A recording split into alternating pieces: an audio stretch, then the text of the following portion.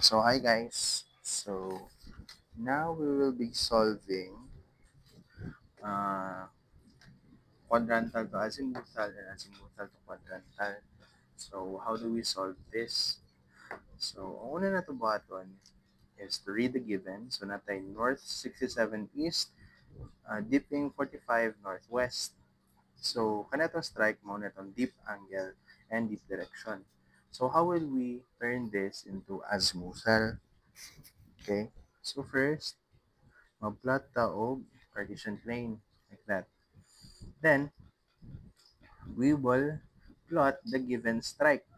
So, atong strike is north 67 east.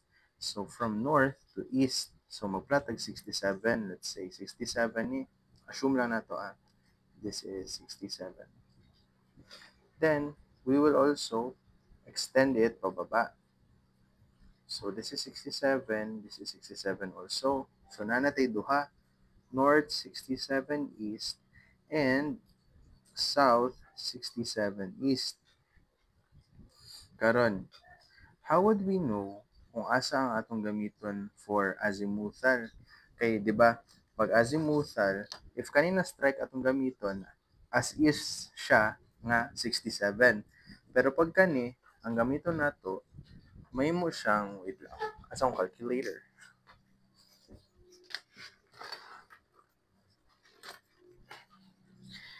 If kani atong gamiton na strike, ang atong strike in azimuthal kay mahimong kuan 180 plus 67. Mahimong 247.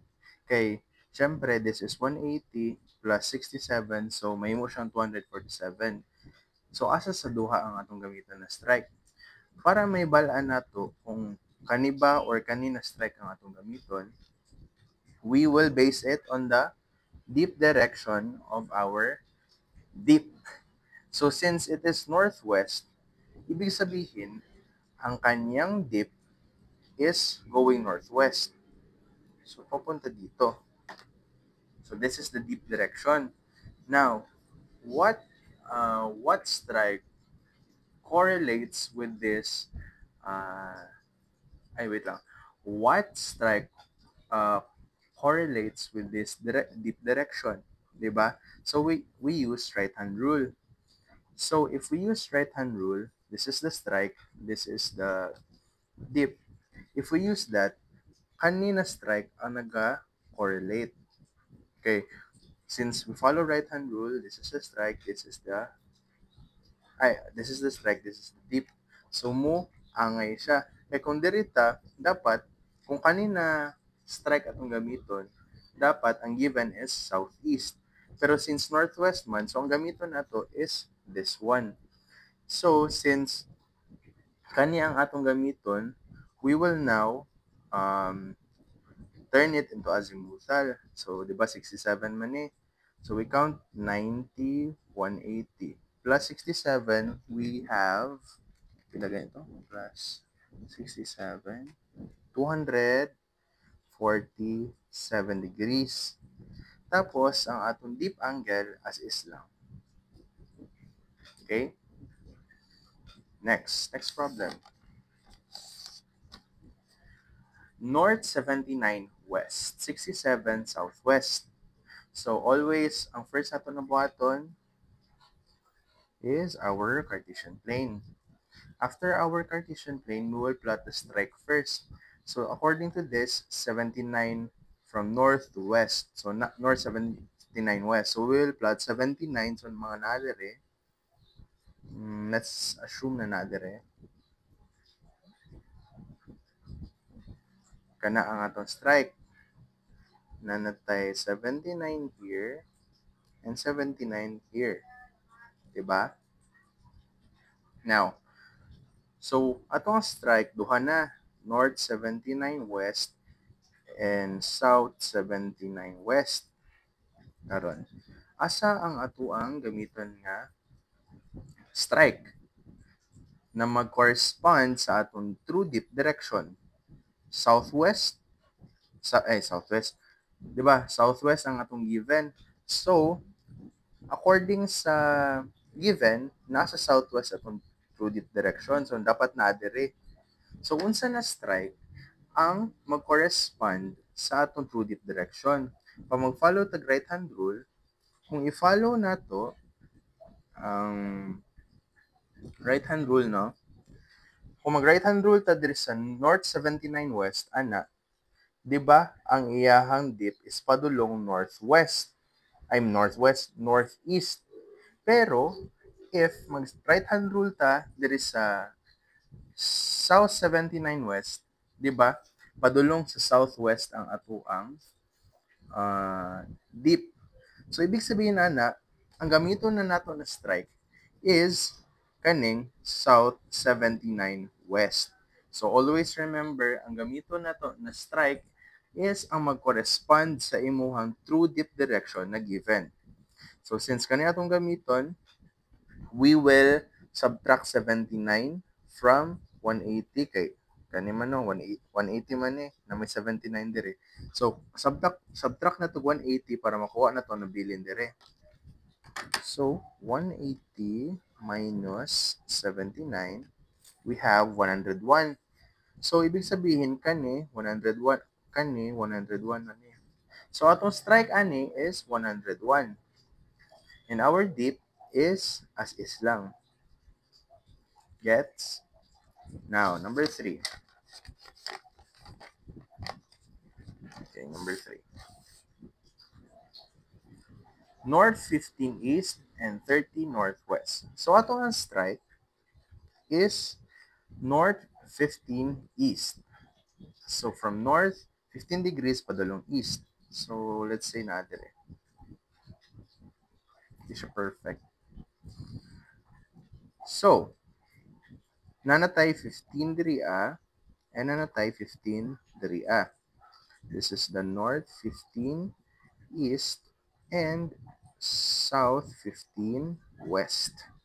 Now, unsa na strike ang mag-correspond sa ato ang true dip direction na northwest na naa diri So, is this the strike na kani or strike na kani? To know, always remember right hand rule. If kani atong gamiton, magana ta,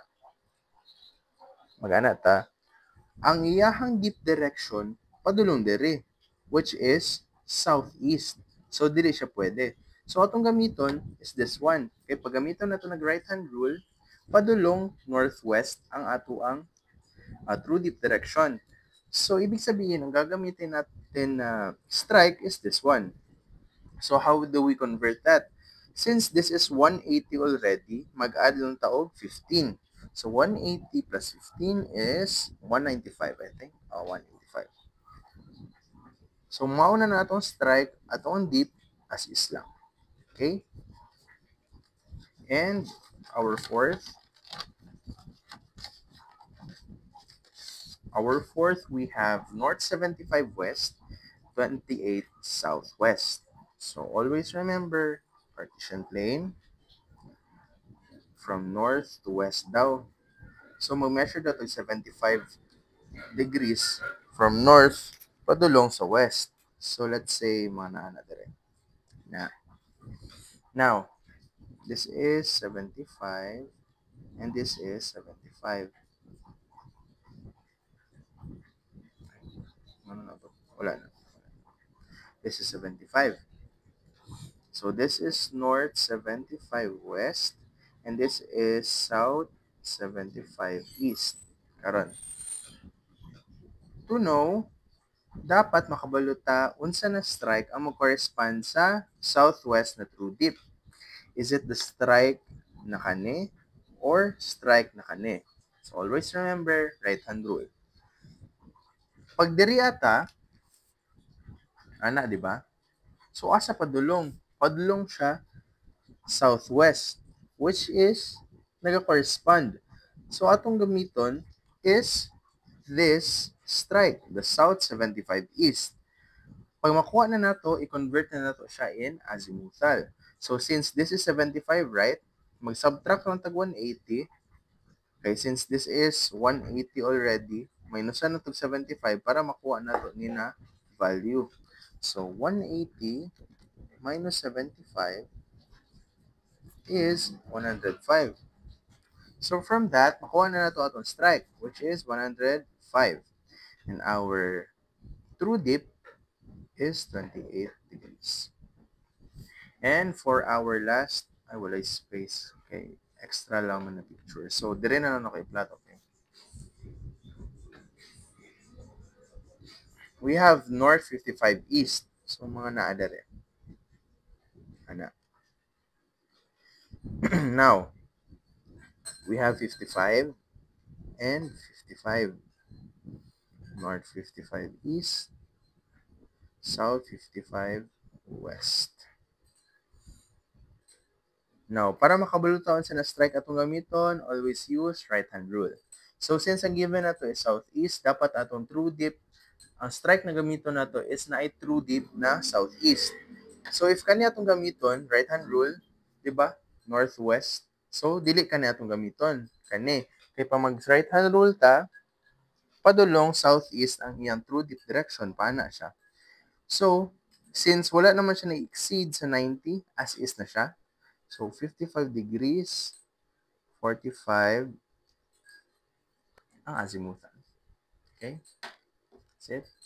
Thank you.